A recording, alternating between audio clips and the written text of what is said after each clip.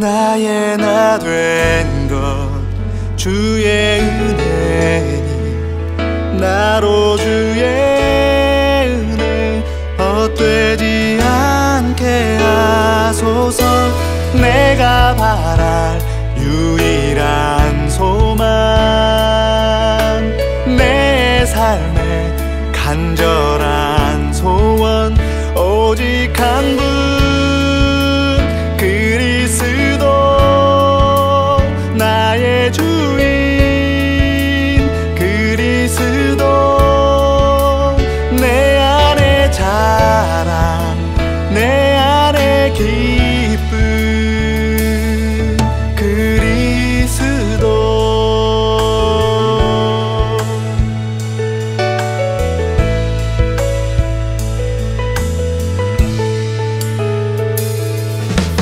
예수 안에 나의 증거 나는 날마다 죽노라. 예수 안에 나의 자랑 나는 날마다 죽노라. 나의 나 된 것 주의 은혜니 나로 주의 은혜 헛되지 않게 하소서. 내가 바랄 유일한 소망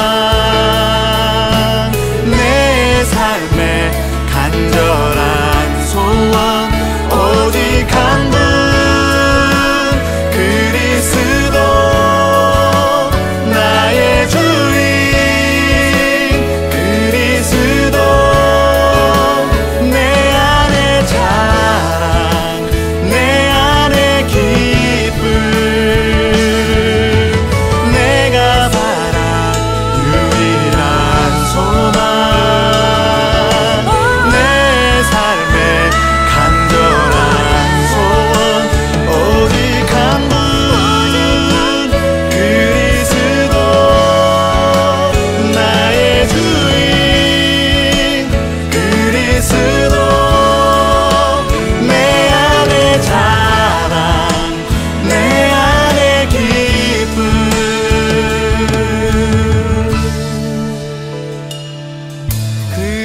그리스도 그리스도 그리스도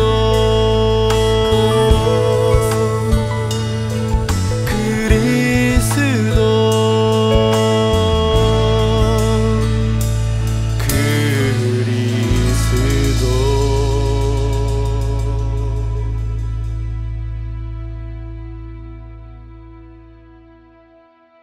지난 10년간 매달 20만 원씩 꼬박꼬박 보험 넣은 김호구 씨. 40줄에 처음 병원 신세를 졌는데 과연 그 보장 금액은?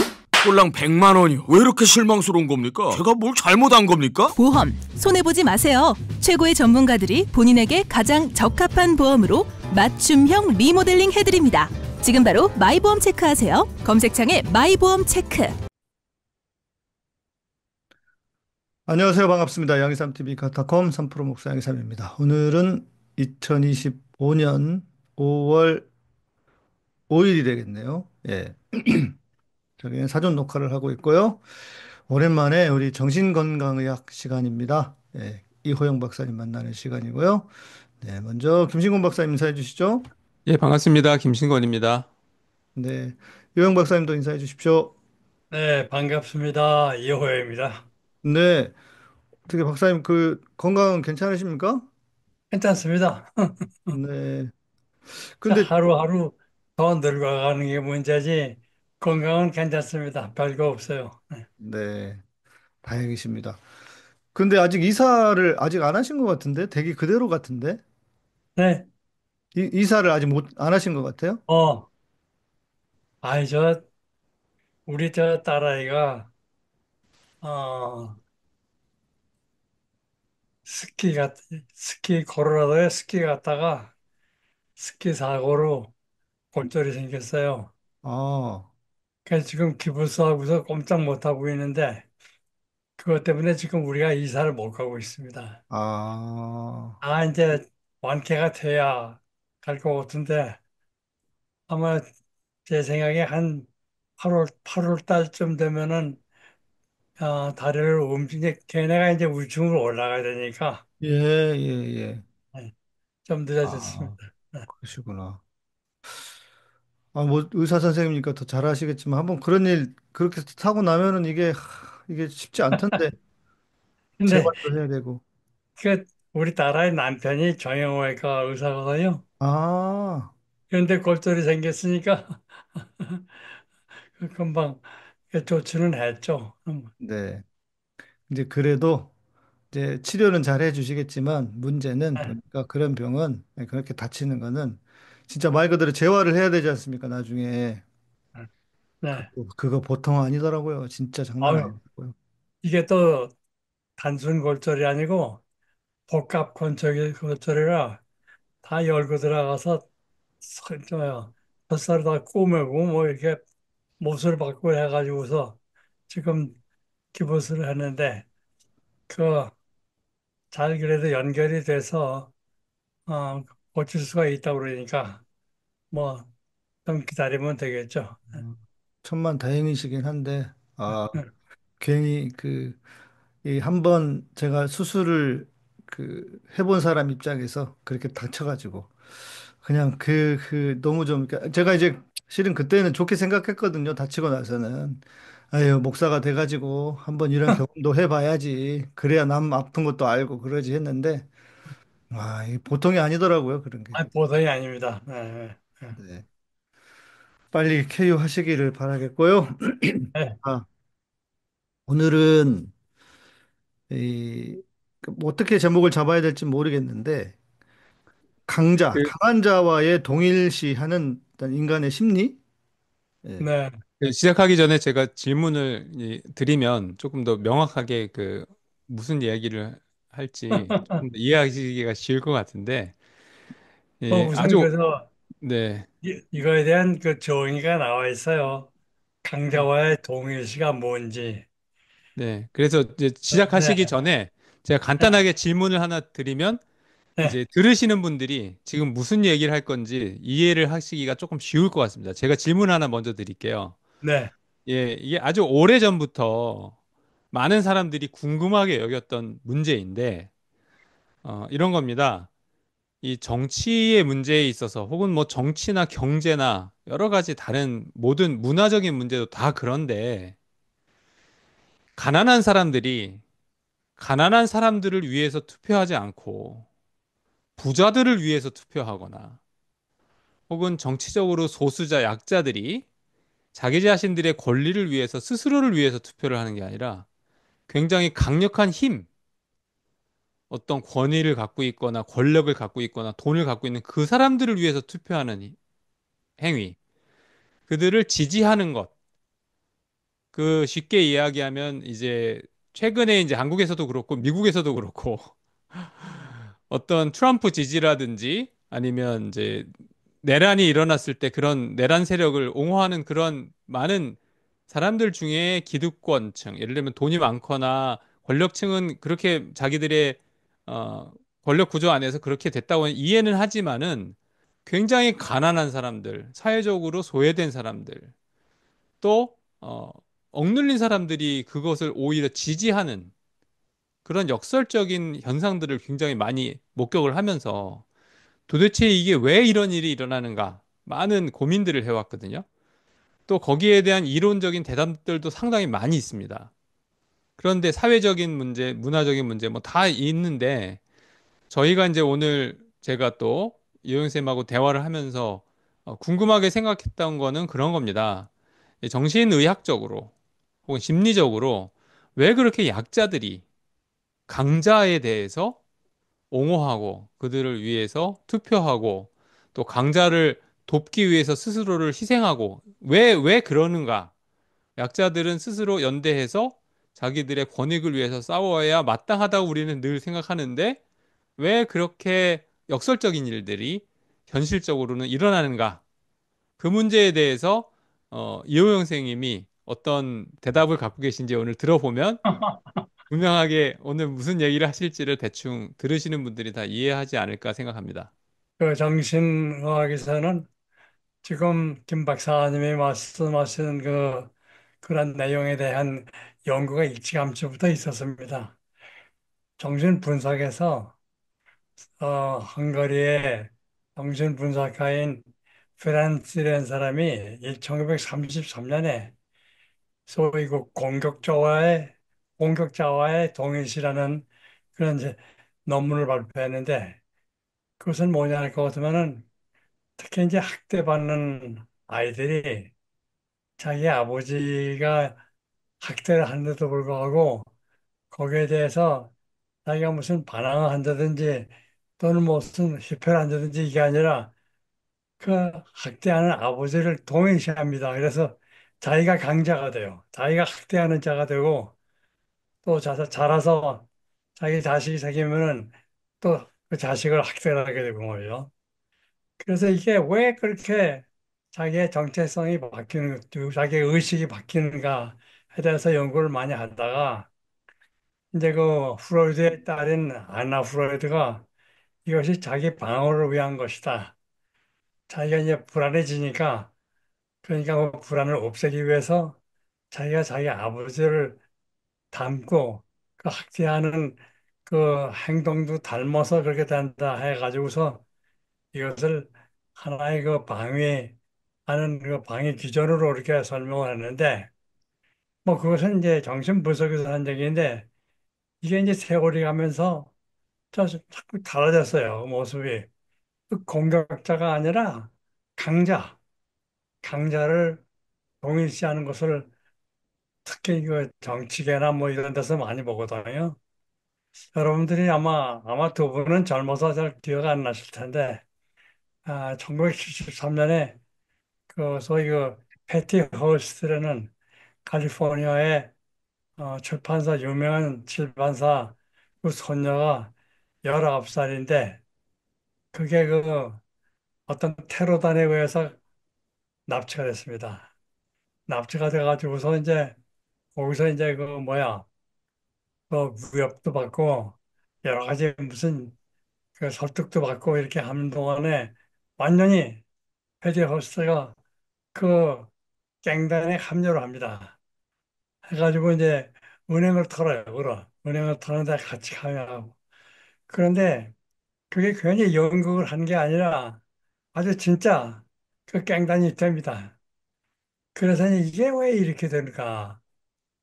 왜 이렇게 어떤 강력한 사람을 또는 강력한 단체를 자기가 담고 자기 스스로가 강자가 되느냐 이런 거에 대해서 이제 많은 이제 이야기들이 있었는데 한마디로 말씀드리면은 이게 어떤 그 강력한 사람, 권위 있는 사람 또는 강력한 단체 이런 데에 합류해가지고 자기 스스로가 그런 강자가 되는 그런 메커니즘이 있습니다. 그것이 이제 그 강자와의 동일신데 그래서 자기의 그 정체성, 자기의 의식이 해리가 돼가지고서 자기가 아닌 다른 사람, 그 강한 사람의 태도라든지 옷 입는 거, 목소리, 나가서는 그 강한 사람의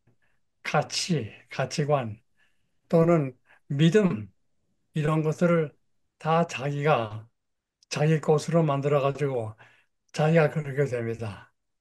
그래서 이제 이런 것들이 아까 질문하신 거에 대해서 좀 설명이 되는 것이 이제 예를 들면은 아까 말씀하신 트럼프 대통령 같은 사람은 굉장히 자기가 강하다는 것을 과시하거든요. 뭐 얘기할 때마다 자기가 다 강한 거예요. 그래서 그런데 이 미국 사람들이 특히 가난하고 힘없고 열등하고 이런 사람들이 거기에 동일시해가지고서 자기 스스로가 그런 강자가 되는 것. 이런 현상이 이제 벌어지기 시작했고, 그것이 이제 그 정치계뿐이 아니라 여러 가지 다른 면에서도 많이 뭐 대학 교수 유명한 사람을 내가 닮는 것도 그렇고 이 소위 동일시 닮는 기전이 강자를 특히 닮아가지고서 자기 스스로가 강자가 되는 그런 기전이 있다는 것이 이제 좀 알려지게 됐습니다.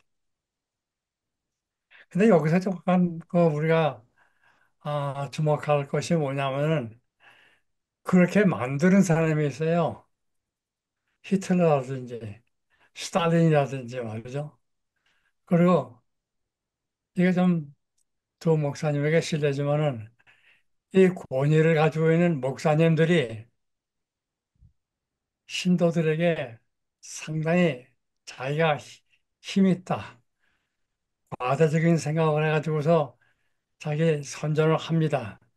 그러니까 말씀이나 설교에서 그냥 순수하게 말씀을 해석하는 게 아니라 거기다가 자기가 자기가 힘이 있어가지고서 무슨 뭐 하나님을 모셔올 수 있고 이런 현상들이 많이 보게 되는데 그러면 그 교인들이 다 그걸 따라가게 됩니다.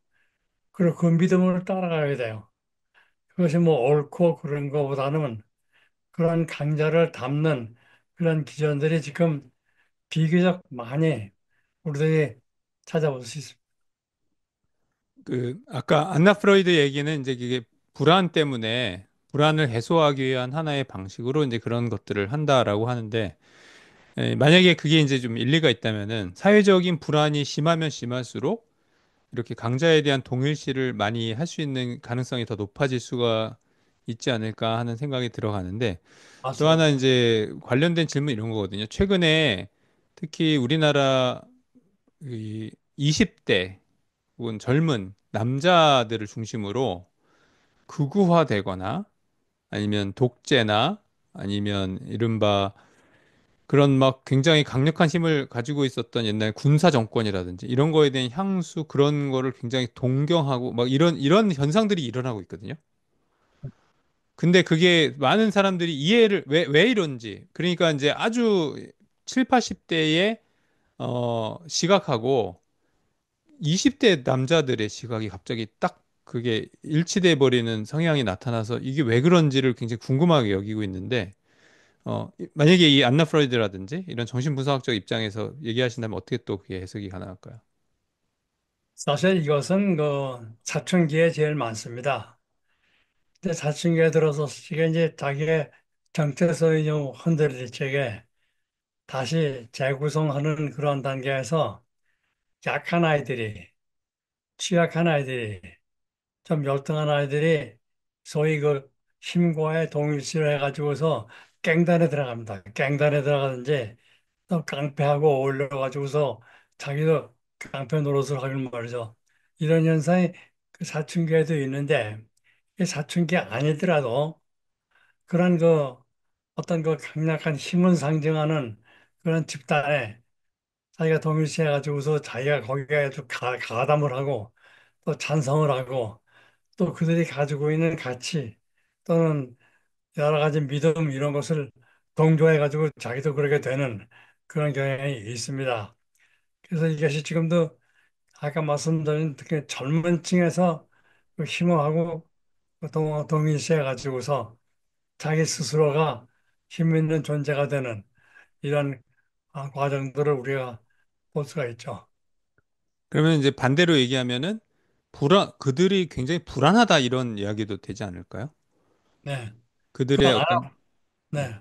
아나 프로이드는 이것이 방어 기전이라고 하는데 무엇을 방어하느냐? 불안을 방어한다고 합니다. 자기의 그 불안이 있기 때문에 이런 것들을 찾고 또 찾으면은 금방 그 힘 있는 사람이 있는 경우에는 동일시하고 하기 때문에 그것을 불안을 막기 위한 방어 기전으로 강자와의 동일시가 이루어진다. 이렇게 이론을 세우고 있습니다. 만약에 그 얘기가 맞다면 이제 20대 특히 젊은 남성들이 굉장히 불안해하고 있다.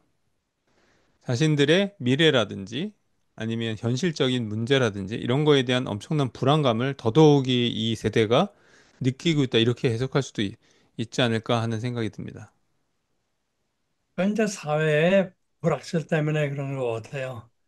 자기네가 살고 있는 사회가 이게 일정하게 무슨 그 질서 있게 움직이는 게 아니라 또 법에 의해서 잘 움직이는 게 아니라 별의별 일이 많이 다 생기니까 그러니까 이게 미래가 불확실하니까 특히 이제 지금 미국이 그렇습니다. 상당히 이제 국민들이 그 경제가 불확실하고 정치가 불확실해가지고도 불안도를 느끼고 있거든요.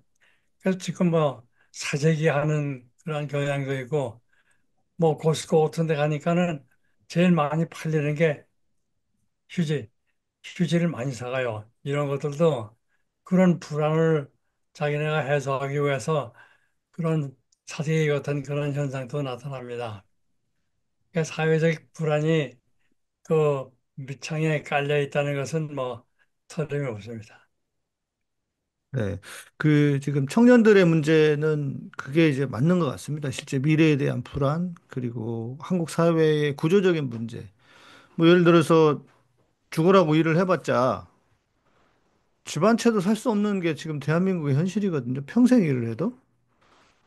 그리고 그러다 보니까 나는 이제 결혼도 글러먹었고, 그래서 그냥 큰 희망 없이, 큰 욕심 없이 그냥 살자 하다 보면 인간인데 그런 그 기본적인 욕망과 또 남들처럼 그 남들이 사는 걸 보면서 오는 상대적인 박탈감, 뭐 이런 것들은 당연히 가질 수밖에 없는 것 같거든요. 그러니까 이런 모든 것은 어찌 보면 젊은 세대들의 문제가 아니라 사회 전반의 어떤 구조적인 문제. 그래서 어른들이 이 바꿔주지 않으면 이 해결될 수 있을까 하는 그런 생각이 들고, 그 결국은 어 강자와의 동일시가 그러면 이 약한 인간, 내면이 나약한 인간 혹은 건강하지 못한 사람이 인간으로서 나도 저렇게 강한 사람이 돼보고 싶다고 하는 힘에 대한 숭상이라고 해야 될까요?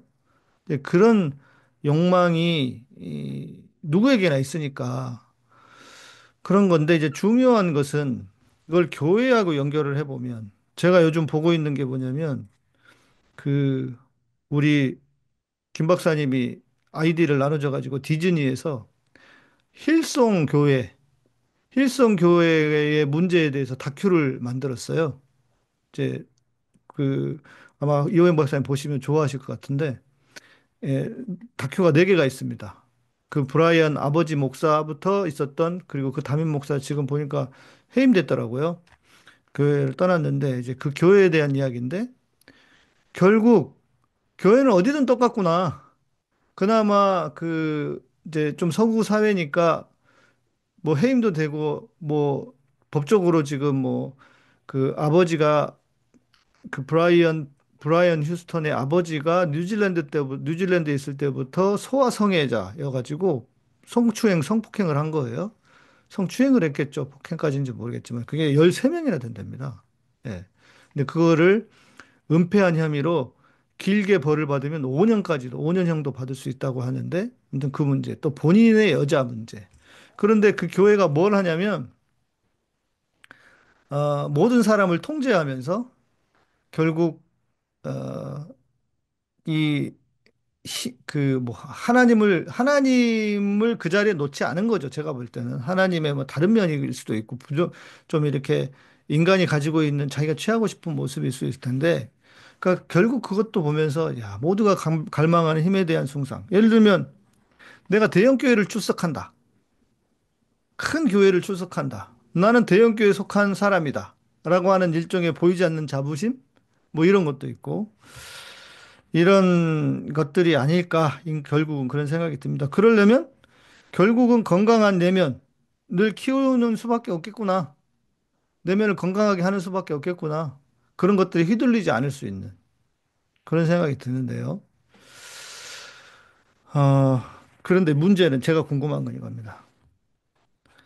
어, 이게 사회적으로도 너무 멀쩡해 보이는 사람들 있지 않습니까? 서울대 나오고, 어디 대학 교수고, 뭐 또 높은 직위를 가지고 있고, 그런데 이런 사람들이 이단에 빠져. 예, 이단에 빠져요.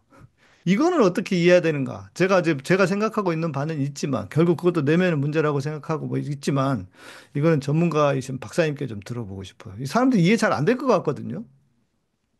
그러니까 이미 강자인데, 뭐 대학 교수고 요양력도 있는데, 왜 그런 사람들이 큰 대형 교회에 가서 장로가 되고, 거기서 또 무슨, 뭐야, 큰 소리도 치고 하는 그것이 이제 좀 모순이 되죠. 그러기도 하고 이단에 빠져요. 사이비 교주 밑에서 뭐 네. 그 사이비 교주를 도와주는 지금 신천지도 어디 뭐 검찰 부장도 있다고 그러고 막 그런 얘기하고 또 이단들이 항상 그런 거 하지 않습니까? 그 사회적으로 좀 힘 있고 높은 사람들 그 자기들 신도 만들어 가지고 그 뭐 법적인 문제 있을 때 잘 하려고 하고 근데 거기에 왜 빠지냐 이거에 그렇게 멀쩡해 보이는 힘도 있고 그런 인간들이 네. 제 생각에 이제 저대로 그분들에게도 무슨 뭐 열등감이 있든지 무슨 상처가 있든지 무슨 문제가 있는 경우가 있고요. 네. 그 다음에는 그 사람들이 무슨 특징이냐 할 것 같으면은 자기가 특이하게 되려고 그래요. 아주 음. 특이한 존재. 그냥 보통 대학 교수가 아니라 뭔지 특이해가지고서 그 특이성 때문에 뭐 소문도 나고 또 유명해지기도 하는 그런 사람이기 때문에 그 특이성을 찾습니다. 뭘 내가 해가지고 좀 더 돋보이나. 그래가지고서 찾는다는 것이 이제 무슨 힘을 교회에서는 무슨 장로가 된다든지 또 장로 중에서도 아주 영향력이 있는 사람이 돼가지고서 무슨 그 여러 가지 문제 해결을 하든지 또는 문제를 일으키는 존재가 되든지 뭐 이런 식의 그 사람들이 그런 함정에 빠지지 않으나 라는 생각하게 됩니다. 음. 그 그러면 이거 저는 이제 음. 개인적으로 이 그 문제를 구조적으로 보면 종교가 가지고 있는 구조가 다 그렇습니다. 일단 종교라는 것은 어떤 강력한 존재에 대한 의지를 굉장히 기본으로 깔고 있기 때문에 이 강자에 대한 동일시가 기본적인 틀이 될 수가 있거든요. 근데 그렇게 하려면은 누구나 아까 이용 선생님 말씀하신 대로 약자가 돼야 되고 약자로 만들어져야 되고 불안해져야 됩니다. 그 그렇죠. 요소가 충족되어야만 강자에 대해서 동일시를 하거나 복종하거나 그거를 이제 또 그렇게 더 불안하고 더 약자라고 인식을 하면 할수록 더 강력한 존재에 스스로를 이제 동일시할 가능성이 높기 때문에 아무리 사회적으로 뭐 진짜 괜찮아 보이는 사람이라고 해도 실제로는 그 구조 속에서는 그 시스템 안에서는 굉장히 약자로서 불안이 가중되면 훨씬 더 강력한 카리스마틱한 어떤 존재들 그게 이제 신이라고 하는 존재는 우리가 실제 경험하기가 어렵지만은 신을 대리하는 사이비교주라든지 아니면 뭐 그런 뭐 이른바 뭐 이단이라고 저 뭐 이단 3단은 이제 전부 다 그 정통에서 정의하는 상대적 개념이긴 하지만은 그러한 어떻게 보면 반사회적인 종교 집단에 쉽게 끌리는 것도 가능할 수가 있다. 저는 개인적으로 그렇게 생각하는 겁니다. 이게 개인적으로 굉장히 불안해지고 약자로서 정의가 되고 그런 남들이 보기와는 다른 스스로의 관점 자체가 그렇게 될 때 굉장히 강력한 존재에 막 휘둘리게 되거나 거기에 의존하게 되는 경향성은 더 많아질 수 있겠다. 종교의 구조가요. 종교 자체가 워낙 그러니까요. 네, 그래서 이제 그거를 기본적으로 거부한 게 니체입니다. 니체는 종교는 기본적으로 약자들이 가지고 있는 기본적 논리지. 그래서 우리는 종교가 필요 없다. 강자가 되고 초인이 되는 것이 더 중요하고 더 충실한 인간이 되면 종교 자체가 필요 없다라고 말한 거 그렇게까지 극단으로 나간 게 니체거든요. 네, 그러니까 그 정반대편에 있는 게 일종의 사이비 반사의 종교 집단에 끌리는 인간의 어떤 내면이라고 볼 수가 있겠죠. 네. 그또 하나 이제 그 박사님, 제가 맞아요. 여기에 관련해서 질문. 네, 하세요. 그, 그래, 제가 이제 이렇게 보면, 교회라고 하는 그러니까 저는 뭐 불교나 다른 종교에 대해서는 뭐 이야기를 뭐 틀은 비슷하겠지만, 지금 김신곤 박사님이 이야기한 거에 대해서 저도 전적으로 동의가 되면서, 그렇다면 도대체 교회를 다니는 사람들 중에는 건강한 인간이 별로 없을 수밖에 없지 않겠나? 구조적으로?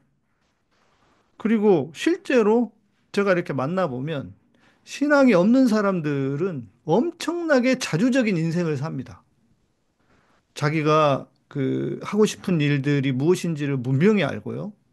그래서 그 어찌 보면은 뭐라고 해야 될까? 좀 멋지게 인생을 산다고 해야 될까? 자기 일에 최선을 다하면서 거기서 또 자기가 얻은 어떤 부나 위치로 나름 이제 사회에서 그런 위치가 생기니까 자기가 하고 싶은 취미 활동들도 하면서 뭐 그런 것들이 실은 그냥 인간적인 눈으로 보면 엄청 멋지게 보인단 말입니다. 그리고 실제로 그렇게 사는 게 맞지 않습니까, 인생을? 그런데 교회를 다니는 사람들은 뭐 사회에서 뭐 교수고 뭐고 나발이고 아무리 높아도 교회에 오면 이 사람들이 그런 그림이 있어요. 뇌를 이렇게 밖에다 두고 이제 와야 되는. 예. 이제 그 여러분의 뇌는 교회 그만두시고 교회를 올 때는 뇌는 밖에다 두고 오시는 겁니다. 뭐 이런 조그만 그 만화 같은 그림이 있더라고요. 그러니까 그런 방식의 삶을 살다 보면 이 사람들이 그러니까 굳이 사이비 이단까지 가지 않더라도 그 사람들의 삶을 들여다보면 저 사람이 무슨 저런 위치에 있지?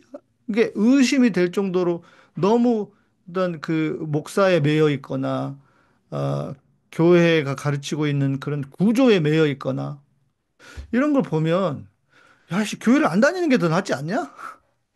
이런 생각까지 드는 거예요, 솔직히. 그러니까 신앙을 버리라는 게 아니라, 신앙은 있으되, 그러면 이게 어떤 교회를 우리는 만들어야 되는가? 그러면 만약에 그런 교회를 만들었어. 건강한 사람들의 모임으로 교회를 만들었어. 그러면 과연 그 교회는 막 성장하고 부흥할 수 있을까? 제가 볼 때 안 될 것 같거든요. 또 안 되는 게 사실 현실인 것 같고.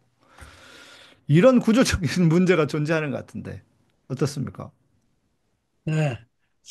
저는 사실 그 인간의 불안의 제일 근원은 사실 죽음에 대한 불안입니다. 음, 그런데 그 자기의 죽음에 대한 불안을 어디 가서 얘기할 수도 없고 또 혼자 생각해 봤자 무슨 해결책도 없고 이건 뭐 불가피한 건데 우리 다 사형 선고를 받고 태어나는데 이런 그 자기 죽음에 대한 불안이 어디에 가면 제일 좀 위로가 되느냐 그렇다면은 하나님을 믿고 그리고서 구원받으면 천당 간다는 그 프레임이 매력이 있습니다. 그렇죠. 예. 그렇기 때문에 이제 많은 사람들이 이제 교회에 와서 그런 그 좀 위안을 받으려고 하는 사람들이 많이 있어요. 그런데 그분들이 이제 거기 가서 자기가 위안받고 하는 거는 좋은데 거기에서 이제 특히 그 권력 가지고 있는 그 목사님의 독특한 그 믿음이라든지 그들이 가지고 있는 가치관, 야망이죠, 야망. 네, 그런 것들을 자기가 동일시해 가지고서 마치 자기 교회에 오면은 딴 사람이 됩니다. 아까 내가 달라진 데랑 마찬가지로 말이죠. 그래서 그것을 해리 현상이라고 그러는데 자기 그 교회에 있을 때 태도하고 또 교회에 있을 때 생각하고 음. 교회 밖에 나가서 장사할 때 그때 생각하고는 다릅니다. 교회 실제로, 딱 들어오면 네, 실제로 달라지는 거네요. 달라지죠. 네. 음. 그래가지고서 이제 그런 그 자기의 그 새로운 그 프레임의 생각을 가지고서 교회에 오니까 거기서 그저 목사님이나 무슨 권위 있는 사람들의 컨트롤을 받는 것 이것을 하나의 위안으로 또는 위협을 절 느끼는 방법으로 찾기 때문에 그렇게 동일시하게 많이 되죠. 그래서 특히 그 교인들이 목사님들의 그 목사님이 있는 옷, 옷도 비슷하게 입고 목소리도 비슷하게 하고 찬송가도 비슷하게 부르고 이렇게 하면서 동일시하게 되기 때문에 자기가 원래 가지고 있었던 그 인격 또는 그 주체성하고는 좀 다른 주체성이 되거든요. 그래서 이제 거기에 이제 빠지는 거예요. 빠져가지고서 또 자꾸 가게 되고 또 이제 일주일이 지나면 또 불안해지니까 또 가게 되고 그래가지고 거기서 위로받고 거기서 자기가 좀 더 편안한 생활을 좀 편안한 생각을 하고 살 수 있도록 되도록 그렇게 일종의 이게 좀 과격한 표현이지만 일종의 중독이죠 뭐. 음. 근데 그게 신앙의 본질이 아니지 않습니까? 그러니까 아니죠. 신앙은 저는 늘 그렇게 이야기하는데 신앙의 본질은 뭐냐? 그리고 신앙의 끝이라고 해야 될까? 그리고 우리가 궁극적으로 가야 할 길은 뭐냐? 예수님이 진리를 알지니 진리가 너희를 자유케 하리라 하셨다. 그 우리가 자유한 인간, 윤석열이 이야기했던 자유가 아니라 정말 스스로가 하나님이 내게 주신 삶의 주도권을 내가 가지고 내가 악을 선택할 거냐, 선을 따를 것이냐도 결국 내가 주도하는 것처럼 선악과를 하나님이 내게 주신 것처럼 어떤 것은 하나님을 위한 헌신도 필요하지만 어떤 거는 전도서에 있는 것처럼 하나님이 내게 주신 이 모든 것이 복락을 누리는 것이 하나님의 은혜라.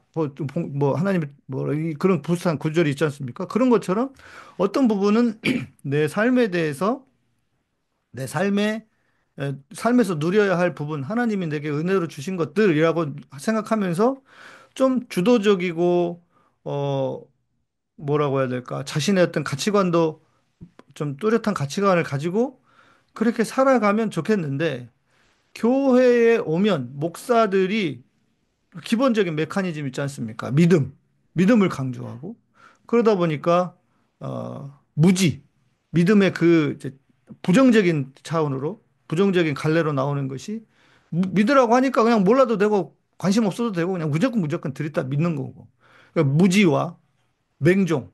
그런데 문제는 아까 말씀드린 것처럼 그런 교수든 뭐든 뭐 사회적인 분명한 위치가 있는 사람들도 교회에 오면 달라진다는 거예요, 그게.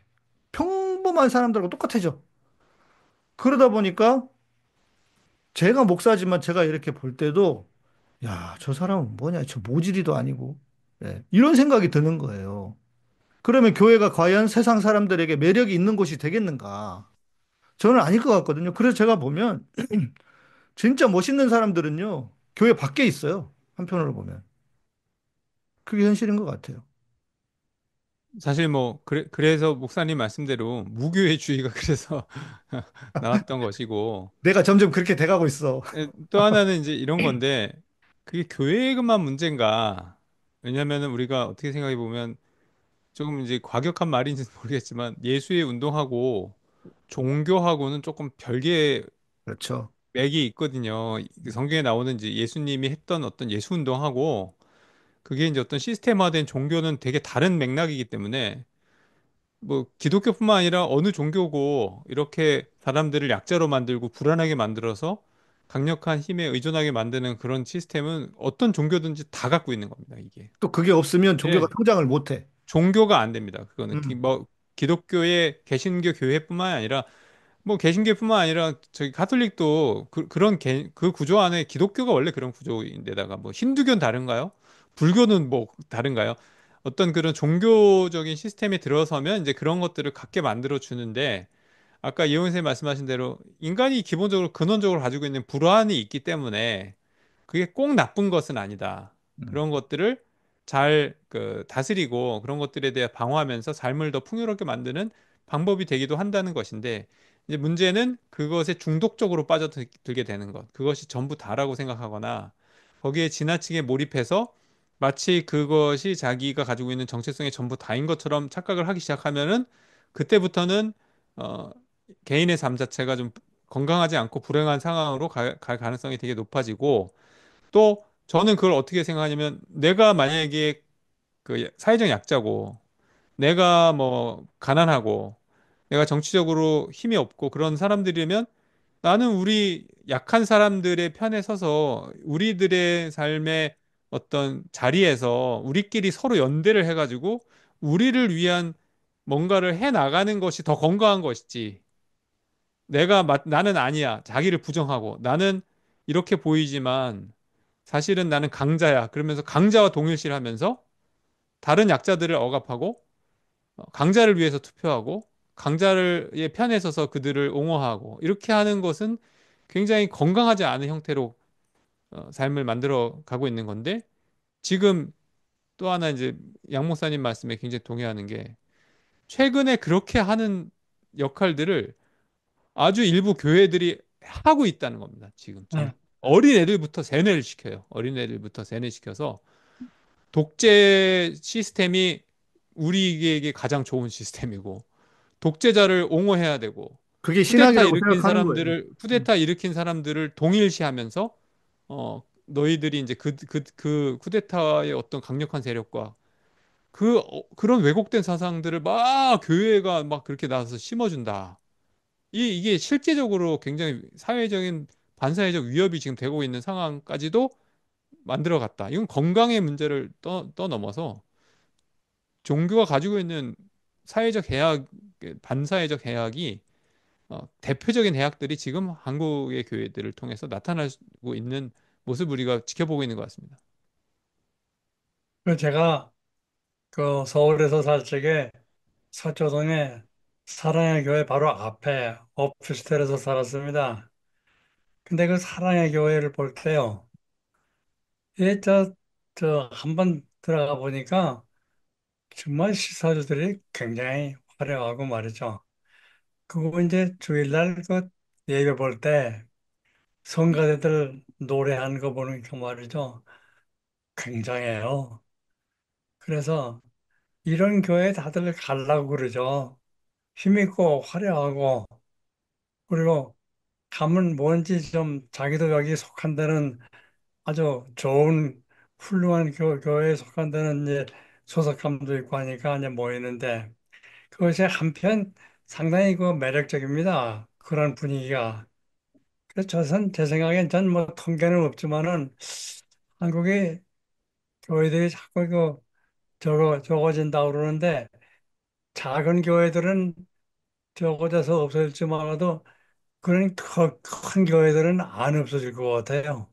네. 왜냐하면 다들 그리로 오니까 이렇게 와가지고서 점점 큰 교회는 더 커지고 그리고 특히 이제 그 목사님 그러한 그 어마어마한 분위기 속에 있다는 그 자부심도 있지만은 또 이제 목사님이 또 그것도 그렇게 조장해요.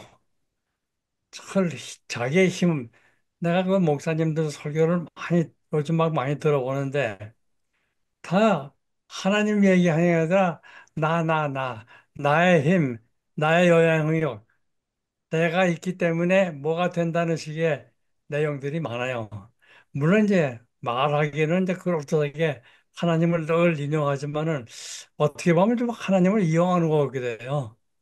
결국 자기 홍보, 자기 과시, 자기가 무슨 뭘 할 수 있다는 거, 이런 것을 자꾸 그 광고하는 이제 그런 식의 나는 그 언젠가 한 번은 그 명성교회 김성환 목사가 막대기를 들고 나와서 막 후들르고 춤을 네, 추는 걸 봤어요. 맞아요. 저뭘 하는 건지 도대체 난 모르겠어요. 그 내용이 뭐 때문에 그러긴 뭐 하는지 모르지만은 그게 보면 일종의 이거 쇼인데 결국 다 자기가 세다는 그리고 요즘 막 말이죠. 이게 좀 노골적으로 얘기해서 몇몇 큰 교회 목사님이 하는 설교들을 볼 것 같으면요. 뭐 이러면 당신들 이러면 천당에 못 갑니다. 뭐 이러면 이러면 무슨 자기가 무슨 그 천당에 가고 오고 하는 것을 관리하는 사람 같은 그 태도가 있거든요. 그런데 전에 한 10년, 20년 전에 제가 좋아하던 목사들도 그렇게 되더라고요. 또 음, 힘이 있으면 말이죠. 그래가지고 특히 이번에 그 탄핵, 탄핵이 아니라 탄핵 있고 나서 목사님들이 한 설교를 들어보니까 이건 이게 설교가 아니야, 이건. 난 그래서 그런 것들이 다 맞물려 가지고서 그래가지고서 큰 교회는 또 커지고 적은 교회는 조금 적어지고 그리고 사람들이 그러한 그 권력이나 힘에 동일시하려고 모이고 하는 그런 현상들이 지금 우리가 보고 있는 게 아닌가 하는 생각이 듭니다. 결국은 인간이 가지고 있는 그 그 허무함 혹은 그 이제 제가 가끔씩 그런 얘기를 하는데 이 사람들이 왜 거칠에 이렇게 막 목을 거는가? 예를 들면 왜 우리 한국 사회 같은 경우에 막 명품이 그렇게 난리를 치는가? 이게 다 속이 허해서 그런 거다. 속이 허해서. 근데 그런 얘기를 제가 하는데 결국 어 비슷하게 현대 사회에서 우리가 너무 지나치게 이게 어떤 이 뉴스든 뭐 드라마든 이런 어떤 폐해도 있는 것 같아요. 그러니까 나와 현실의 괴리. 그러니까 예를 들면 정말 잘 사는 사람, 부자로 사는 사람들을 보고 그들에 대한 어떤 그 부러운 마음도 가질 수밖에 없게 되고 모르니까 모를 때는 괜찮았는데 아 저런 세상이 있네. 나도 저렇게 살아보고 싶네. 그러니까 모두가 다 그렇게 살 수는 없는 거 아니겠습니까? 뭐 그렇게 막 그 완전한 철저한 부자로 사는 게 쉬운 일이 아닌데. 그러니까 그러면서 거기에 어떤 자신의 어떤 자기가 정해준 선에서의 자기 만족 이런 것들도 없이 그냥 남들 보고 그냥 부러워하고 그렇게 되는 것은 특히 더 이제 약한 사람 내면이 좀 더 약한 사람이 그렇게 되는 게 아닐까 하는 그런 생각이 좀 들어서 결국은 교회가 해야 할 일은 이 성도들에게, 사람들에게 그것이 전부가 아니고 그것이 진짜 예수님이 원하셨던 길이 아니고 혹은 그것이 그렇다고 해서 다 행복한 게 아니다라는 거를 알려줘야 되는데 목사 스스로가 지향하고 있는 바가 똑같거든요. 그 사람들이랑. 결국 돈이고, 결국 부고, 결국 권력이고, 또 박사님 말씀해 주신 것처럼 목사가 어떻게 설교하면서 자기 자랑을 이야기하고 자기 이야기를 합니까? 그거는 목사로서의 기본적인 자질도 저는 안 된다고 생각하는데, 그거를 보고 사람들은 또, 와, 우리 목사님이 역시. 근데 이런 악순환이 계속 일어나고 있는 것이 지금 한국 교회가 아닌가. 예. 근데 그렇게 해야 또 장사가 되니까요. 제가 이제 어렸을 때 자란 교회가 인천에서 좀 가난한 동네에 있었던 교회입니다.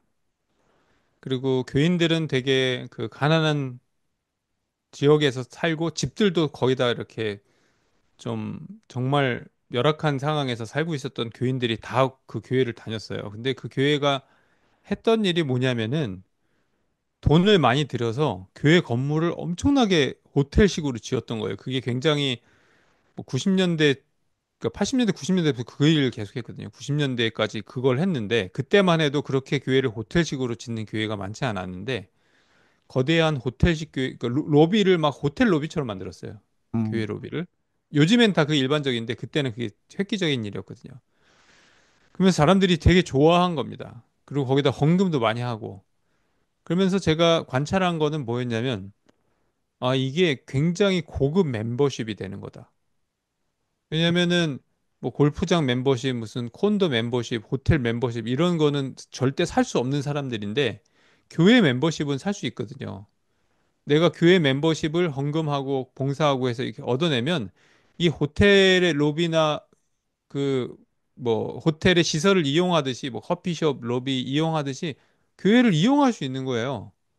그러니까 교회 자체가 굉장히 고급 멤버십을 되게 싸게 이게 소속감도 주면서 또 뭐 은혜도 받고 무슨 뭐 영적인 어떤 저기도 그런 걸 다 제외하고 그냥 어떤 사회적이고 물질적 측면만 얘기하면 굉장히 고급 멤버십, 돈 많이 드는 멤버십을 손쉽게 얻을 수 있는 또 가능한 어포더블 그들의 입장에서 유일하게 가능한 멤버십을 그런 것들을 통해서 얻을 수 있었다.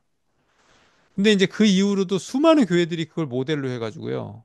교회 건물 제대로 잘 짓자, 뭐 짓자. 그래서 막 화려하게 짓고 호텔식으로 만들어가지고 사람들에게 와서 교회에서 무슨 커피숍 만들고 밥 먹고 뭐 이렇게 만들어주는 그런 것들을 계속하면서 거의 모든 목사들의 기본적인 모델이 내가 대형 교회를 만들고 교회를 호텔식으로 지어가지고 거기에 사람들이 만족스럽게 만들어주는 그 모델로 목회를 했다는 겁니다. 목회, 심지어 작은 교회에서 개척을 한 사람들도 그런 걸 하고 중소교회들도 그런 걸 하고 그러면서 열심히 교회들을 다 뜯어 고치기 시작하고 새로 짓고 뭐 이렇게 하기 시작했다는 겁니다. 근데 그 폐해가 지금 와서 드러나기 시작하는데 뭐냐? 그렇게 할 수 있는 교회들이 굉장히 소수밖에 안 남았어요, 그렇죠. 지금. 그렇죠. 그리고 더 이상 그런 것들을 할래야 할 수 없는 교회들만 굉장히 숫자가 많아진 겁니다. 이제 교인들은 당연히 거기에 길들여졌고, 그럼 어떤 현상이 일어나냐? 교회가 자연스럽게 그걸 못하는 교회들이 도태되기 시작한 겁니다. 그러니까 작은 교회들 안 나가는 이유가 교회가 지저분해요. 뭐 교회가 작아요. 뭐 이러면서 점점 큰 교회에 가서 얻을 수 있는 대규모 멤버십 자체가 더 강력하게 사람들을 유인하는 유인책이 돼버린 거죠. 이게 목사님들이 대부분의 목사님들이 자기도 모르는 사이에 함정에 빠져버린 겁니다. 목회라는 걸 처음에 설정할 때부터 정말 아까 이원 선생님 말씀하신 대로 불안과 약자들의 불안을 이용하는 어떤 강력한 존재들을 숭상하게 만드는 그런 시스템이 아니라 약자들 혹은 가난한 사람들이나 혹은 소외된 사람들이 스스로 만나서 스스로를 연대하고 스스로 함께하는 공동체를 그 안에서 만들어나는 그런 식의 어떤 목회들을 지향을 했었더라면 지금 와서 그런 교회들이 더 이른바 양극화되고 분화되고 어려운 사람들이 많아지는 이 상황에서 그런 교회들이 더 잘 될 수 있었을 텐데 그 기회를 다 저버리고 오히려 모델을 하나 호텔식 교회 만드는 거를 목회의 일상 모든 목사들의 목표, 목회자의 목표로 만들었기 때문에 오는 그 결과를 지금 다 아주 잔인하게 목사님들이 지금 실제로 몸으로 다 경험하고 있다. 그러면서 교회가 쭉쭉쭉 줄어간다는 거는 더 이상 그런 것들을 제공할 수 있는 여건 자체가 제한적으로 큰 교회는 안 망하죠. 그런 걸 계속 호텔을 주고 멤버십 주고 그렇게 하는 거니까요. 거기서 뭐 프로모션도 되지 않습니까? 처음에 집사 됐다가 뭐 권사 장로 됐다가 그런 거를 통해서 어, 계속해서 이제 교인들을 늘려나가는 큰 대형 교회 입장에서는 그런 것들이 중요한 요소들로 계속 남아있겠지만은 그렇지 않은 교회들은 망하고 있다. 지금. 그렇다면은 이걸 뭘 어떻게 해야 되냐? 더 이상 강자를 모방하고 숭상하고 거기에 대한 어떤 저기를 하는 그런 데서 프레임과 패러다임이 바뀌어야 된다. 그거 바뀌지 않는 이상 작은 교회들 혹은 기독교 전체가 살아남을 수 있는 길들이 굉장히 어려워질 것 같다는 생각이 듭니다. 음. 그런데 어떻습니까? 그, 역시 나이가 좀 젊은 목사님들이 그래도 오랫동안 목회하셔가지고서 소위 그 성공한 목사들, 이런 목사들보다는 젊은 사람들이 좀 뭔가 변해야 된다. 이런 신앙 가지고서는 안 된다. 그런 생각을 하는 분들이 많이 있지 않아요? 난 많이 있는 것 같은데, 어떻게, 예를 들면 큰 교회에 부목사로 들어갈 것 같으면요. 그러면은 뭐 자기가 공부한 것도 그렇고, 자기가 가지고 있는 신념도 그렇고, 그런 거 다 접고, 그 교회에, 특히 담임 목사에 적응하려고 말이죠. 그래서 그 담임 목사를 동일시하고 무조건 그분 명령 따르고 하는 거, 이것도 좀 문제인 것 같아요. 그 변화가 안 일어나는 이유는 그렇게 그냥 자기가 좀그 불안한 것이 더 커지지 않게 하기 위해서 거기서 복종하고 또 컨트롤 당해도 그 당연한 걸로 알고 그리고 그냥 세월을 보내는 그래서 은퇴할 때까지 부목사만 하시는 분이 혹시 있지 않을까 모르겠어요. 저는 그런 생각을 해서 그래도 뭐 여러 가지 뭐 좋은 방법들이 뭐 논의되고 있지만은 좀 세대 교체가 있으면 좀 나아지지 않을까 하는 생각하는데 그거 어떻게 생각하세요? 뭐 세대 교체라고 하는 것이 당연한데 제가 볼 때는 세대가 교체되기 전에 세대가 그 종말이 일어날 것 같아요. 예. 교회가 이제 뭐 끝나가는데, 제가 이제 느끼는 거는, 뭐랄까, 이 젊은 세대들의 목사님들이 생각보다 패기가 없습니다. 예. 그러니까, 길들여져 있다? 혹은, 어, 지금의 모든 상황을 좀 보면서, 아, 내가, 어, 이렇게 해도, 이제 예를 들면, 이런 거지 않습니까? 아까 이제 쭉 우리가 이야기해 가고 있지만, 어, 지금의 방식, 또 지금 우리가 이야기한 내용의 이야기로 가면, 실은 건강하고 좋은 목사가 될 수 없는 거 아닙니까? 교회가 커지면 뭐 합니까? 그런 자신의 욕망을 위한 목회. 결국 그렇게 예배당 잘 지어 놓는 것도 다른 거 없는 것 같거든요. 제가 볼 때는.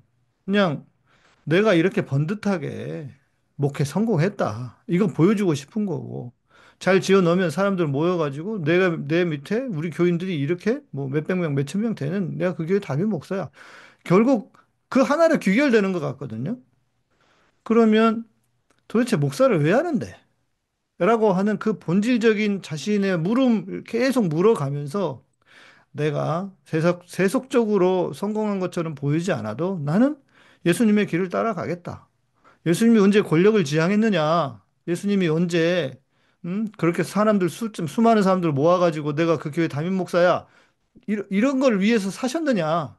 자, 이런 것들을 좀 생각하면서 아, 나는 그래도 난 주님의 길로 가겠다라고 하는 그런 패기가 좀 있어야 되는데 그걸 가진 사람들이 생각보다 드문 것 같아요. 뭐 제가 잘 모르겠습니다. 저는 거의 교계에서 이제 많이 떨어져 나와 있는 상황이기 때문에 그렇지만 잘 모르겠지만 그런 좀 패기가 필요하지 않을까? 까짓거 뭐 한 번 사는 인생인데 어차피 내가 목사 돼가지고 했던 주의 길을 가야지 주님의 길을 따라야지 좁은 길로 가라 그랬는데 그 길이 주님의 길이면 가야지. 그 대형교회 가가지고 부목사 하면서 부목사 대형교회 목사들 말도 안 되는 소리 어떨 때는 지도 잘못된 거 알면서 먹고 살아야 되니까 딸랑딸랑 하면서 그러다가 이제 아 내가 어쩔 수 없지 뭐 현실이지 뭐 그러다가 가가지고 이제 한 7, 8년 하다가 이제 부목사 하다가 그 담임 목사가 잘 봐가지고 너 저기 어디 교회 하나 가라 그러면 소개해 주면 거기 가 담임 목사하고 이런 구조밖에 안 되는 현실입니다. 지금 현재 한국 교회는 이게 과연 맞나? 아쉽습니다. 저는. 저는 그런 그, 생각 들어요. 그 목사님들은 그 한 서너 가지 중요한 요소가 성격적으로 있어야 되는데, 첫째는 솔직해야 돼요. 네, 자기가 자기에게 솔직해야 돼요. 맞습니다. 네. 그다음에 두 번째는요, 용기가 있어야 돼요. 근데 용기라는 것은 무슨 뭘 싸우고 뭐하고 하는 게 아니라 자기의 주체성을, 자기 스스로를 지키고, 그리고 그것을 자기의 긍지로, 프라이드로 아는 그런 그 좀 인격이 필요한 것 같아요.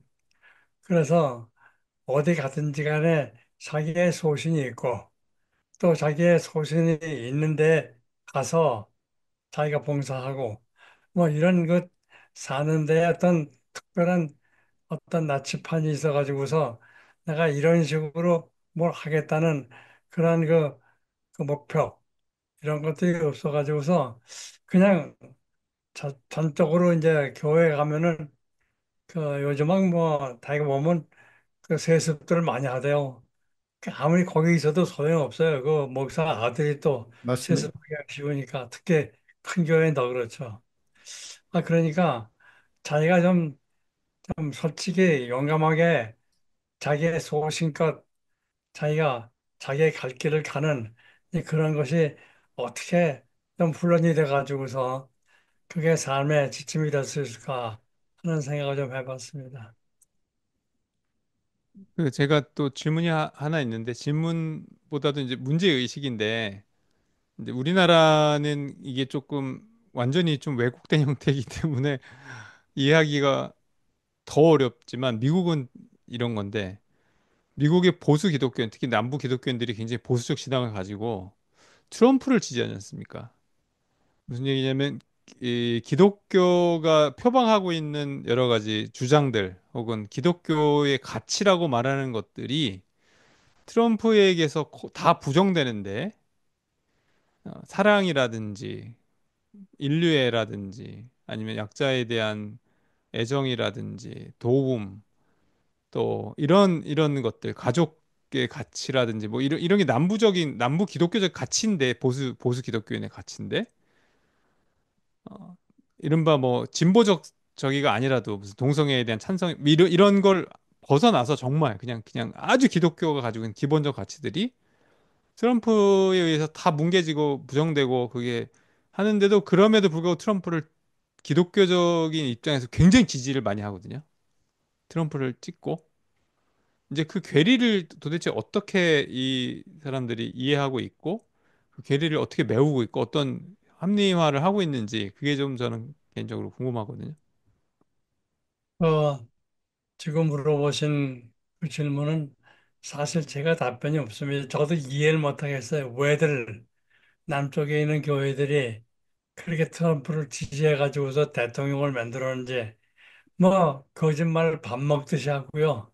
그리고 되는 소리 안 되는 소리 다 해도 그래도 다 그게 통하는데 그렇다고 또 무슨 힘에 대한 동일시를 생각하더라도 뭐 남쪽에 그 기독교가 그 약자도 아니거든요. 그 강자인데 이게 왜 이렇게 그 트럼프를 또 숭배하는지 모르겠어요. 사실 숭배합니다. 뭐 지금 조금씩 달라지고는 있어요. 요즘 뭐 그 여론조사 볼 것 같으면은 이제 많이 이제 남쪽에서도 표현하고 하는데 다들 내 생각엔 자기 생각하느라고 그러는 것 같아요. 자기 자기 체면 내가 그래도 이렇다. 그리고 내가 여기에 따라야 된다. 이 단체의 움직임에 따라야 된다. 이래가지고 자기가 자기 자신의 생각이 아니고 따라가는 것. 또 남쪽에서는 특히 이제 북쪽에서 하는 거 다 뭐 싫어할 정도가 아니에요. 지금 남북 전쟁이 끝났지만은 정서적으로는 아직도 남쪽, 북쪽은 이제 아주 그냥 앙숙입니다. 그래서 북쪽 사람들이 생각하는 경향을 남쪽에서는 무조건 반대하는 그런 경향이 있기 때문에 그런 그 감정적인 요소들이 많이 여기 개입돼 있지 않나 하는 생각을 합니다. 음. 이제 한국도 비슷한 것 같아서요. 어, 한국도 그러니까 결국은 그것도 다시 처음으로 돌아가서 힘에 대한 숭상, 힘에 대한 숭배 이게 아닐까. 그러니까 트럼프라고 하는 이 강력한 나름 방향은 엉터리지만 그런 것들을 좀 이렇게 좋아해서 나타나는 현상이 아닐까?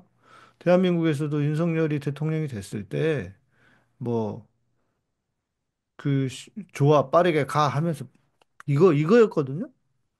그러니까 물론 이전 대통령이 워낙 좀 이렇게 조용하고 물러 터진 것처럼 보이고 답답하고 고금하고 하니까 그런 것도 있었겠지만, 그러니까 점점 자극적인 세상으로 흘러가는 어떤 인간의 세계, 뭐 이런 것도 지금의 하나의 흐름하고도 관련이 있지 않을까 싶습니다. 그 이제는 유튜브도 그렇지만 유튜브 안에 있는 쇼츠래요. 쇼츠의 시대고 그 쇼츠가 30초 뭐 아니면 1분까지 가는데 30초짜리도 안 본답니다, 사람들이. 그냥 딱 단순한 거, 짧은 거 십몇 초짜리. 그러니까 그런 점점 더 자극적인 감각으로 가게 되는 거니까. 유튜브도 보면 막 말도 안 되는 얘기들 막 제목으로 써요. 이 진보 진영에 있는 그 채널들도 가서 보면은 전혀 딴 얘기하고 있어. 예. 무슨 뭐 이 김건희가 마약 파티를 했다. 그래서 뭐 진짜? 그러고 가서 보면은 무슨 뭐 이제 그 마약 관련한 그 마약도 아니야 프로포폴 뭐 맞았던다 뭐 이제 요런 이야기만 나오는 그러니까 이런 자극적인 세상으로 가는 거에 때문에 생기는 문제가 아닐까 뭐 이런 생각이 좀 그냥 짧게 들었습니다. 예. 저도 무슨 그 유튜브를 볼 거 같으면요. 이 대부분이 거짓말을 하거나 과장을 해요. 뭘 자기네들이 예측하는 것 같이 얘기하고, 그리고 이 나와 있는 제목을 볼 거 같으면요. 어? 그래? 하고 자꾸 보게 되거든요.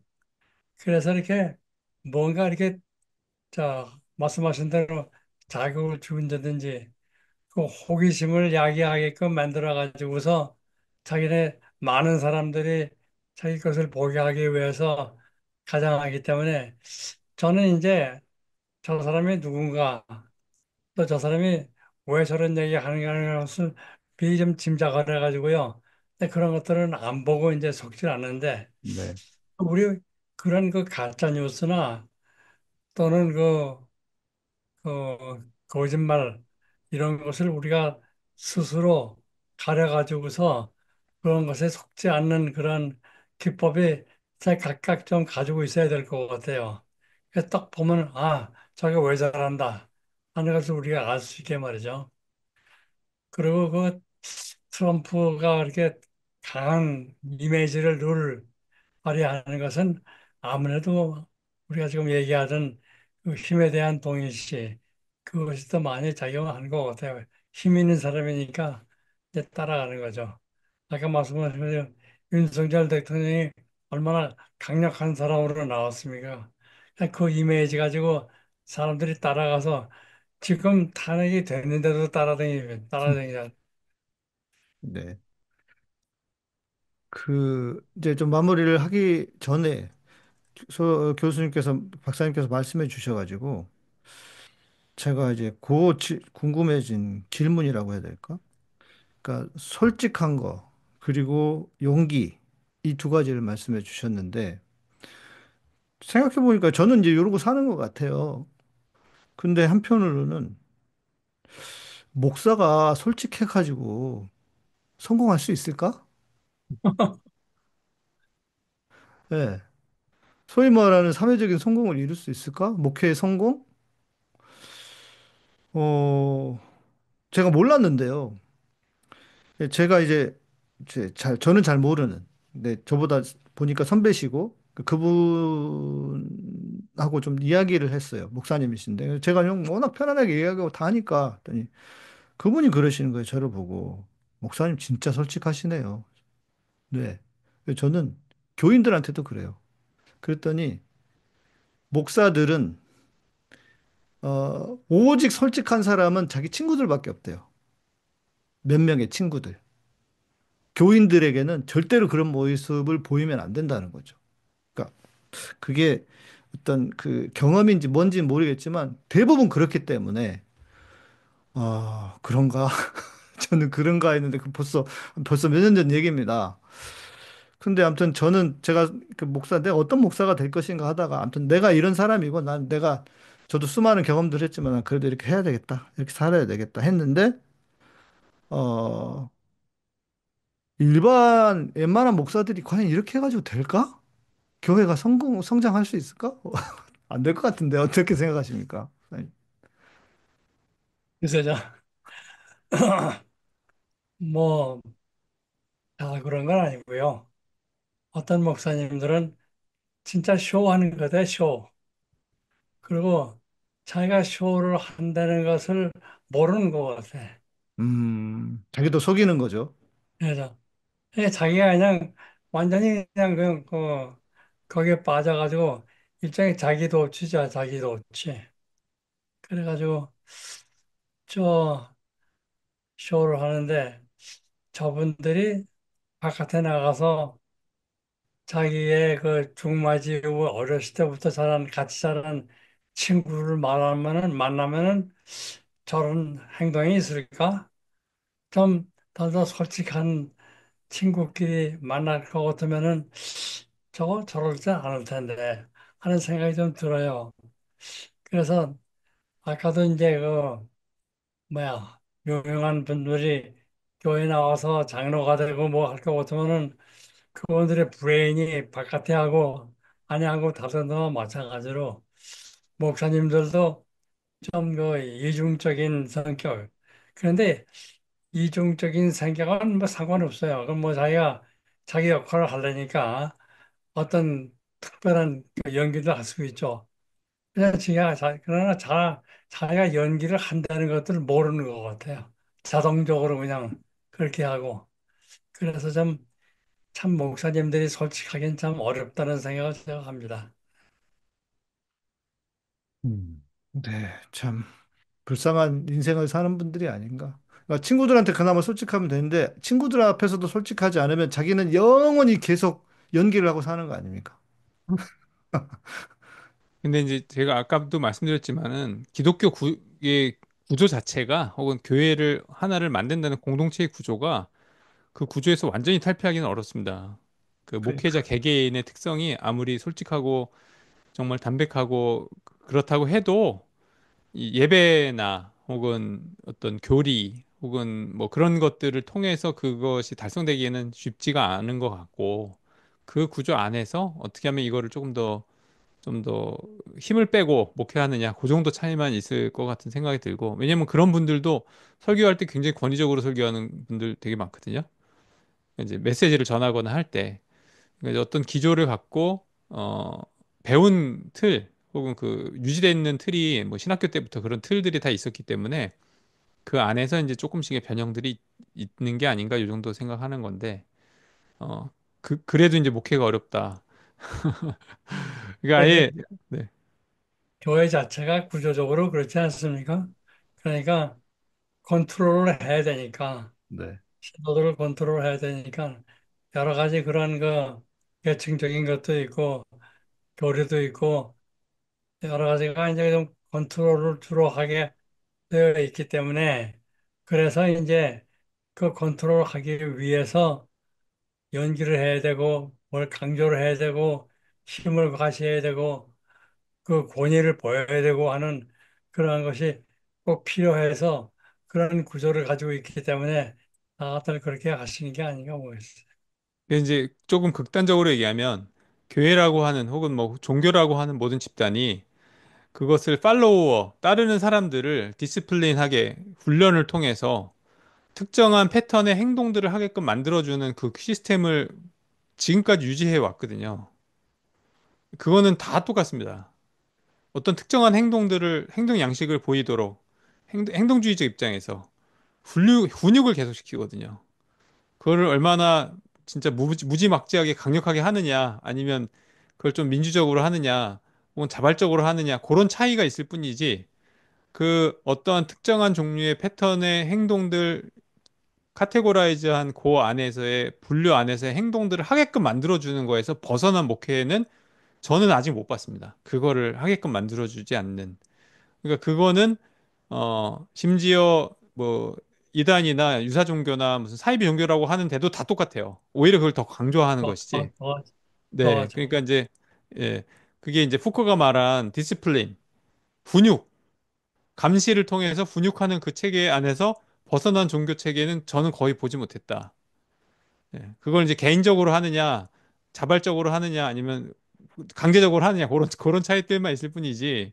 심지어 퀘이커도 자발적으로 하지만 그 훈육 형태는 그대로 유지하거든요. 요거는 퀘이커적이고 아니고 이걸 구분해서 하니까 그런 측면에서 어 조금 이 기독교나 이런 예수 운동에 대한 또 다른 방식의 접근을 정말 가능한가라고 하는 고민이 있습니다. 그런 권력 구조를 정말 완전히 재편해 버리는 그런 종교 운동이 가능할까라고 하는 의문은 저는 있습니다. 그래서 목사님들이 많이 지금 애쓰고 노력하고 있지만 제가 지적한 건 겁니다.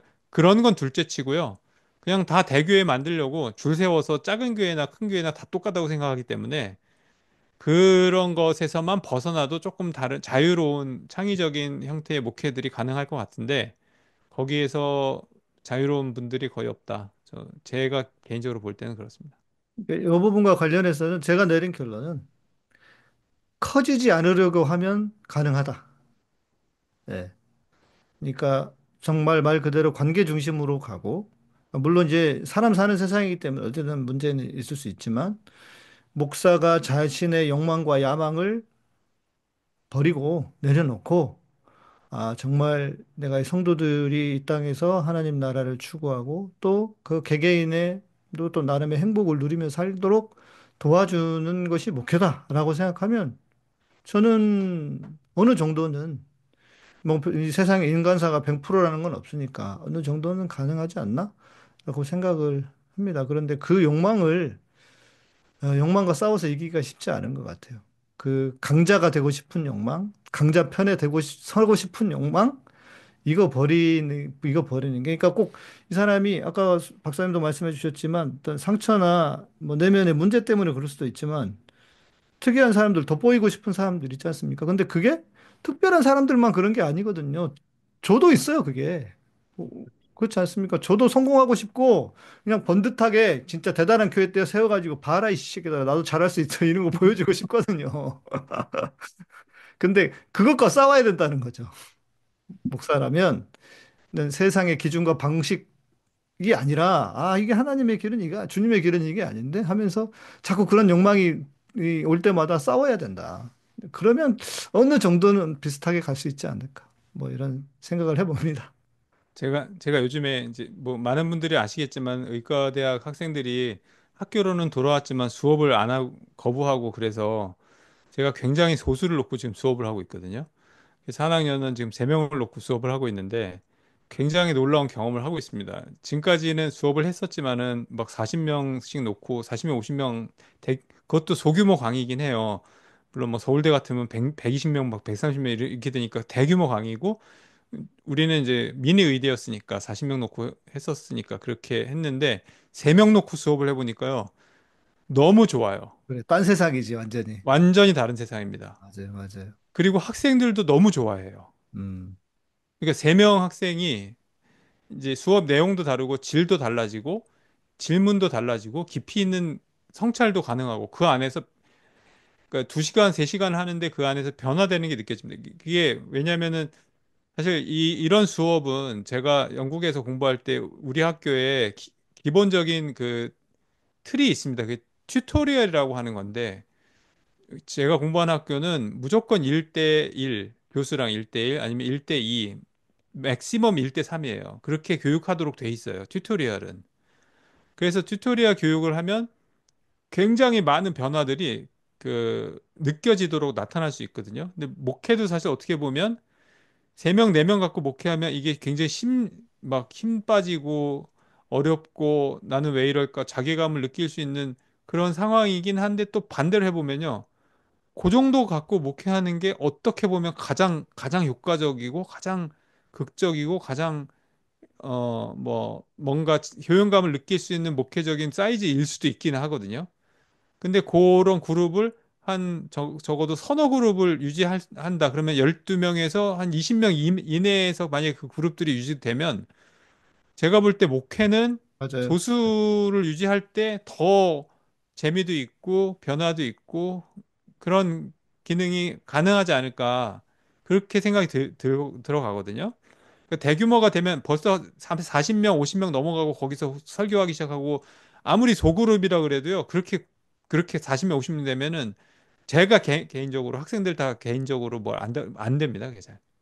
그러니까 그런 소규모 목회에 가지고 있는 장점과 가치를 어, 그것을 찾아내고 발전시킬 수 있는 사회적 기반이라든지 목회적 전환이라든지 패러다임이 계속 바뀌면 그러면 비로소 가능하지 않을까 하는 그런 막연한 생각을 한번 해봅니다. 학교랑은 다르지만은 저야 뭐 월급 받고 3명 가르치니까 이거는 뭐 좋은 일이다 막 이렇게 생각하지만 목사님들은 생활이 안 되니까 그게 안 되잖아요. 그런 한계점이 있습니다. 맞아요. 그러니까 그런 건 있지만 어떻게든 그런 것들을 만약에 극복해낼 수 있다라고 하면은 소규모 목회가 훨씬 더 좋은 경험이 될 수 있는 가능성도 있지 않을까 생각해요. 저는 아주 전적으로 동감합니다. 제가 그 의과대학에서 학장하면서 느낀 게 뭐냐면 말이죠. 그런 그 튜토리얼, 소수의 또는 1대1의 가르침이 그게 아주 쏙쏙 들어오거든요. 또 그리고 그 좋은 선생을 자기가 동일시하고 하는 그 기준도 있고 해서 그 아주 작은 소규모의 목회를 할 수 있다면, 예를 들어서 교단이 그런 작은 교회 또 소집단의 가르침 이런 것을 좀 교단에서 도와줄 수 있다면 말이죠. 전 그것은 정말 아주 좋은 방법이라고 생각합니다. 네. 결국은 그런 것 같습니다. 목사든, 그래서 이끌어가는 사람이든 따르는 사람이든 그 힘을 좀 이렇게 대단한 걸로 생각하지 말자. 예. 내가 굳이 강자가 되려고 할 필요도 없고, 또 강자라고 대단한 사람도 아니고, 그 강자인 것처럼 보이는 사람 뒤에 그 이면에 어두운 그 씁쓸한 모습들이 얼마나 많이 있습니까? 피곤합니다. 그러니까 내가 굳이 막 그런 교회 찾아다니면서 그럴 시간에 자신의 건강, 자신의 내면의 건강을 채워가면 제가 볼 때는 뭐 큰 무리 없이 인생 살면서 그냥 뭐 내가 헛짓했다 이러지 않고 살 수 있지 않을까 하는 생각이 듭니다. 네, 좀 오늘 방송 마무리하면서요. 한 말씀씩 해주시고 마무리하겠습니다. 김신구 목사님 말씀해 주시고. 아까 처음에 그 이야기했던 그 내용으로 제가 돌아가 보면 이런 건데, 제가 개인적으로 굉장히 우려하는 거는 이런 겁니다.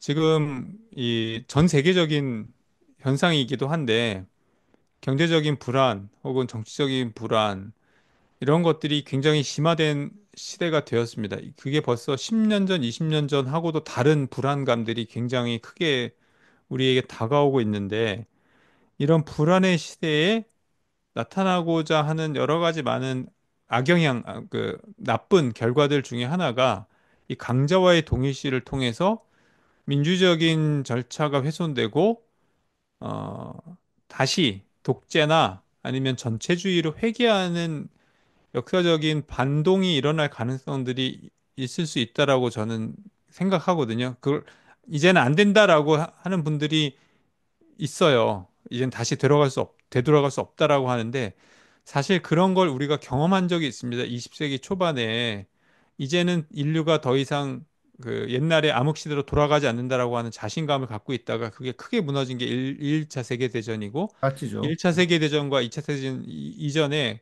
경제 대공황을 통해서 사람들의 삶이 불안해지고 정치적 불안정을 통해서 나타난 게 전체주의와 히틀러거든요. 음, 나치즘이고. 그런 전철을 지금 다시 우리가 따라갈 수 있는 그런 어떤 위기가 충분히 있다라고 저는 생각을 하는데, 심지어 미국도 저는 맞아요. 안심하지 미국 않는다. 불안해. 네. 미국도 그렇고, 우리나라도 지금 다시 대통령을 뽑는 과정 중에 있는데, 사실 자칫 잘못하면 사람들의 불안을 통해서 이런 정치적 안정이라든 경제 안정이 굉장히 흔들리는 이런 속에서 자칫 잘못하면 우리도 민주적 절차가 아니라 독재적인 향수, 그 시절의 어떤 회기 이런 쪽으로 급격하게 이제 몰려가 버릴 그 편향될 수 있는 가능성들이 충분히 존재한다는 거를 염두에 두고, 어떤 정치적인 선택을 하든지 어떤 대통령이 나오든지 어떤 형태의 정부를 구성하든지 그런 부분을 충분히 고려해서 다시 한번 어, 안정감 있는 국가 혹은 국가적 절차, 또 어, 사람들의 불안을 좀 낮출 수 있는 그런 시스템으로 다시 회귀하면서, 그러면서 이제 오히려 민주주의가 그 안에서 다시 한번 어, 꽃을 피울 수 있는 여지가 생길 수 있다라고 저는 개인적으로 그런 생각이 들어갑니다. 네. 네, 네, 마지막으로 저는 아까 그 양 목사님이 말씀하신 것, 내가 학생들에게 늘 하는 얘기입니다. 너희들이 사람의 병을 고친다고 해가지고서 네가 하나님이 됐다는 착각을 하지 말아라. 음, 그래서 의사도 그렇고 목사도 그렇고 자기가 힘을 얻어가지고서 자기의 힘 가지고서 남들이 자기를 따라올 수 있게 하는 그런 거 말고 정말 내가 가지고 있는 소신, 나의 믿음, 또는 나의 재간을 가지고서 평등하게 사람들하고 겸손하게 대할 수 있는 그런 치유자, 목회자가 되면은 훨씬 교회가 달라진다고 생각합니다. 네. 네, 정말 맞는 말씀이고 딱 거기에 답이 있는 것 같습니다. 인간 위에 인간 없고 인간 아래에 인간이 없습니다. 그것이 결국 기독교의 정신이고 예수님의 마음일 것입니다. 우리가 아무리 대단한 사람이 되고 대단한 것을 추구한다고 해도 하나님 아래서 다 같은 형제고 자매라는 거, 이것이 너무나 중요한 답인데 그거를 놓치는 인간들 때문에 이 세상이 이렇게 시끄러워지는 것 같습니다. 오늘 오늘도 또 귀한 말씀해 주신 두 분 감사드리고요. 저희는 또 다음 시간에 약 한 달 뒤인데 그때는 라이브로, 예, 이제 썸머 타임이 됐으니까 라이브로 박사님 뵙도록 하겠습니다. 네, 감사합니다. 양희삼 TV는 여러분의 후원과 슈퍼챗, 슈퍼이챗 그리고 멤버십으로 운영됩니다. 구독, 좋아요, 알람 설정 해주시고요. 저는 내일 밤 10시에 뵙겠습니다. 감사합니다. 감사합니다. 감사합니다. 아, 타이밍으로는 그거네요. 10시 반이 아니고 10시 반이겠네, 내일은. 네. 가타고양이성 TV 구독하세요. 가타고양이성 TV 구독하세요. 가타고양이성 TV 구독하세요. 가타고양이성 TV 구독하세요. 구독 알람 설정도 구독 알람 설정도 가타고양이성 TV 구독하세요. 가타고양이성 TV 구독하세요. 가타고양이성 TV 구독하세요. 가타고양이성 TV 구독하세요. 구독 알람 설정도. 인간을 포함한 모든 생물들은 자연으로부터 많은 것들을 얻습니다. 우리 몸에서 만들어내지 못하는 비타민C도 이러한 자연으로부터 얻어야 합니다. 천연 비타민이란 바로 공장에서 화학적으로 합성하여 만든 것이 아니라 청정지역에 적합한 환경에서 재배하고 수확한 자연의 유기농 과일 그 자체를 농축한 것입니다. 천연 상태에 살아있는 비타민C에는 루틴, 비오플라보노이드, 팩터 K, 팩터 J, 팩터 P, 타이로시나제, 아스코르브노겐 등이 풍부하게 포함되어 있습니다. 그러나 합성 비타민C는 아스코르브산 단일 물질로만 이루어집니다.